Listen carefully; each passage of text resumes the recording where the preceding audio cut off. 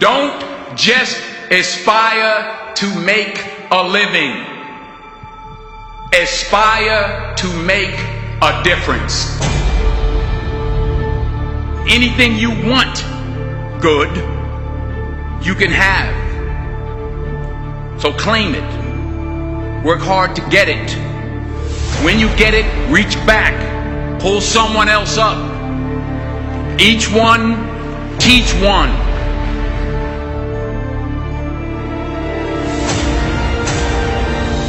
Just because you're doing a lot more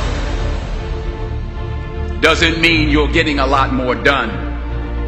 Don't confuse movement with progress. You don't start because of what you don't have. You don't start because you don't realize yet that the fruit of everything good in life begins with a challenge. There's nothing easy in life, worthwhile in life. Everything is uphill that's worthwhile. And it's not going to come to you, and it's not going to fall in your lap, and it's not going to be something that, oh my God, it just was so simple. It's always going to be difficult. The only way you're ever going to get to the other side of this journey is you have got to suffer to grow. To grow, you must suffer. Most of this generation quits the second they get talked to. You did this wrong, or they get yelled at. It's so easy to be great nowadays because everybody else is, most people are weak. This is a softened generation. So if you have any mental toughness, any ability, if you have any fraction of self-discipline, the ability to not want to do it but still do it. People have a hard thing understand. I hate to run. And what makes me so crazy, it doesn't anymore, is people go, well, why do you run if you hate it? What are you talking about? I don't want to take showers and eat either. I hate that too. That's life, man. It wasn't until I changed that mentality that I became somebody.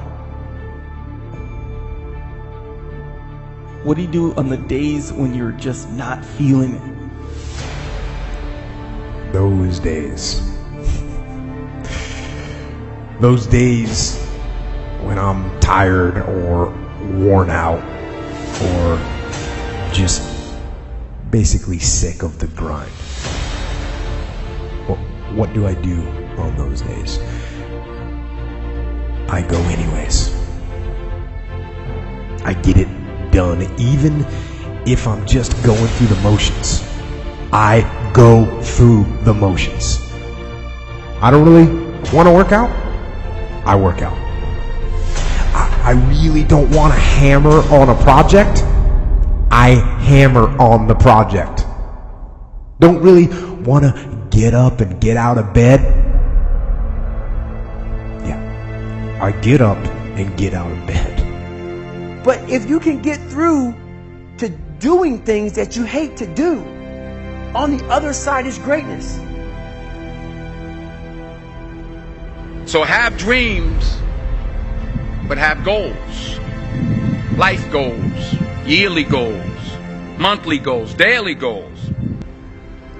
And understand that to achieve these goals, you must apply discipline and consistency.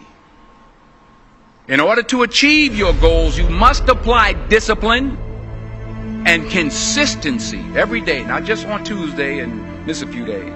You have to work at it every day. You have to plan every day. You've heard the saying, we don't plan to fail, we fail to plan. Hard work works. Working really hard is what successful people do.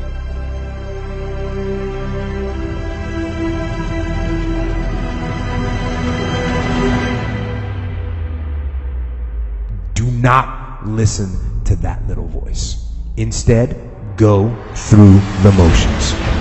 Lift the weights, sprint the hill, work on the project, get out of bed. Now, as an overall rule, I do not like procrastination.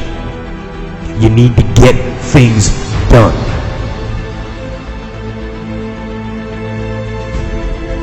Growth is the only guarantee that tomorrow is going to get better.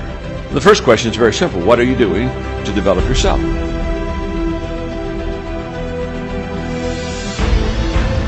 %99 of people today are just assuming that somehow they'll get better.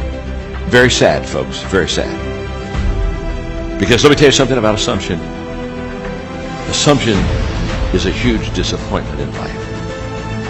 You show me a person that assumes, and I'll show you a person that almost daily is disappointed.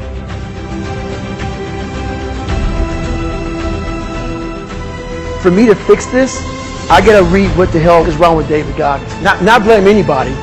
Read my book and say, okay, I'm afraid of my shadow. How can I overcome that? Go in the military, get your ass kicked, do things you hate to do. Be uncomfortable every day of your life. Roger that. I'm not the smartest kid in the world. Okay. Instead of somebody saying, oh no, you're smart. No, don't say that to yourself. I said to myself, no, I'm a dumb motherfucker. Okay, roger that. How you get smarter? Educate yourself. So the things that we run from the truth. We're running from the truth, man. So the only way I became successful was going towards the truth. As painful and as brutal as it is, it changed me. It allowed me to become, in my own right, who I am today. Tighten up, people. It's okay. Trust me. It's okay. You might be called nigger one day. It's okay. You might be called some Jewish word or some faggot or gay word. It's okay. Let them call you that. What are you going to do now? They don't own your life. How are you going to control that now? How are you going to flip it upside down and say, roger that, now I'm going to harness this shit and you'll read about me years from now? How? That's the question. How are you going to do that? Thicken your skin. Become more of a human being. Don't be afraid of the reflection in the mirror, because that's all you can be afraid of. Once you overcome the reflection in the mirror, you've done it. Here's the hard truth. People don't necessarily want you to succeed. And the bigger your dream, the more people that are going to come out of the woodwork to try to stop you. As Oliver Emberton said, the only way to avoid pissing people off is to do nothing important. But if you're striving for something important, if you're trying to make real change, if there's something in your life that you are absolutely hell-bent to make happen, you have got to understand that you're going to be fighting against something. People are going to be pushing back against you, and it is going to be your ability to hold true to that vision that's going to determine whether you can pull it off. And as Victor Hugo said, you have enemies? Good.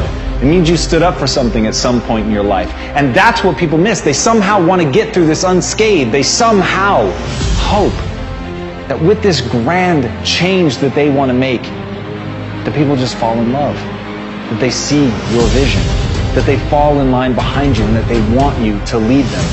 That's not the way that people work.